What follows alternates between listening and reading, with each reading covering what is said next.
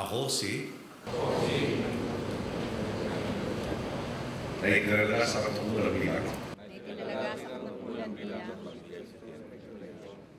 ay kaintindihan ng lupa. Natutuparin ko ng buong husay at katapatan sa abot aking kakayahan na matungkulin ang aking kasalukuyang katungkulan at na may papang pagkaraan nito'y gagampanan ko sa ilalim ng Republika ng Pilipinas na aking itataguyod at ipagtatanggol ang saligang batas ng Pilipinas